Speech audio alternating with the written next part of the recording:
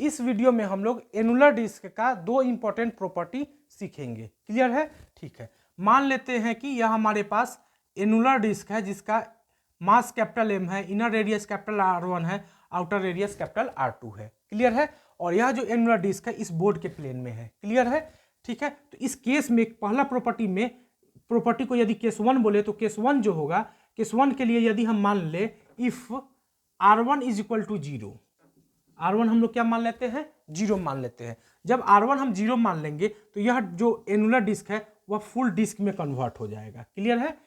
या annular disc किस disc में कन्वर्ट हो जाएगा? फुल डिस्क में कन्वर्ट हो जाएगा। क्लियर? क्लियर है? ठीक है। इस डिस्क का सेंटर यही होगा और R1 तो 0 हो गया और यह रेडियस जो हो जाएगा वह क्या बचेगा? R2 बचेगा। क्लियर है? ठीक है। यानी एनुलर डिस्क के लिए यदि R1 का वैल्यू 0 हो जाए तो हमें क्या मिल जाता है? फुल डिस्क मिल जाता है। क्लियर है? और इस डिस्क का हमने मोमेंट ऑफ इनर्शिया पहले से कैलकुलेट कर लिया है। ठीक है। इस मेथड से आसानी से कैलकुलेट कर लेंगे।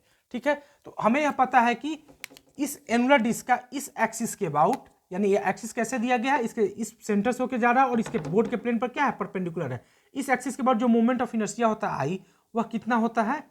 इस डिस्क का मास का आधा, यानी इस एनुलर डिस्क का मास का आधा यानी m/2, ठीक है, इंटू इनर रेडियस मतलब क्या है हमारे पास? R1 का स्क्वायर, आउटर रेडियस हमारे पास क्या है? यानी R2 का स्क्वायर।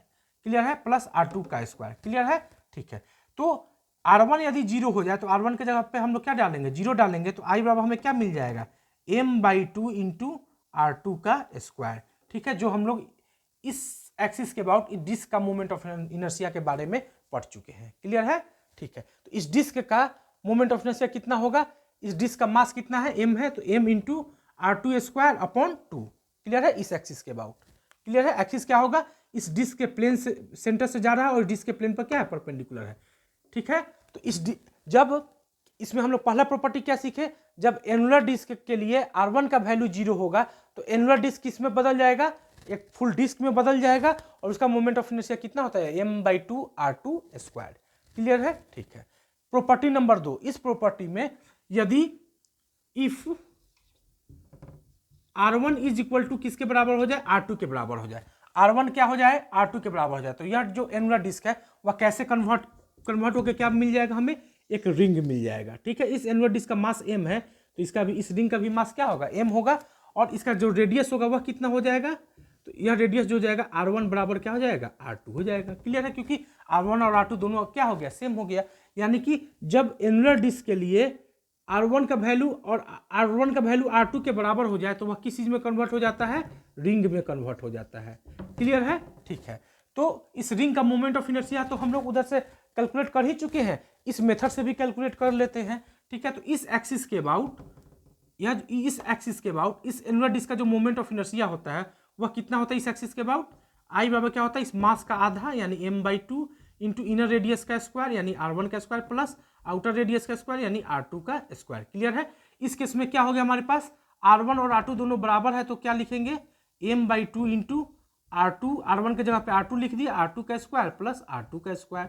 इसको जब फर्दर सॉल्व करेंगे तो क्या मिलेगा? m/2 इंटू 2R2 का स्क्वायर।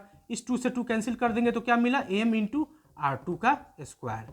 क्लियर है? तो इस एक्सिस के अबाउट इस रिंग का मोमेंट ऑफ इनर्शिया हमने पहले भी कैलकुलेट किया, कितना होता था? m/r स्क्वायर होता था। तो चूंकि यहाँ R1 और R2 इक्वल है तो क्या हो जाएगा? m/r2 स्क्वायर हो जाएगा। क्लियर है? ठीक है। तो एनुलर डिस्क के फॉर्मूला से हम लोग डिस्क का भी मोमेंट ऑफ इनर्शिया का फॉर्मूला आसानी से कैलकुलेट कर सकते हैं और रिंग का मोमेंट ऑफ इनर्शिया भी आसानी से कैलकुलेट कर सकते हैं। ठीक है? ठीक है। तो आप यह जो है इस एनुलर डिस्क का दो विशेष प्रॉपर्टी है, आप इस प्रॉपर्टी को ध्यान रखेंगे और रिंग का और डिस्क का आसानी से मोमेंट ऑफ इनर्शिया कैलकुलेट कर सकते हैं। क्लियर है? ठीक है। Thank you.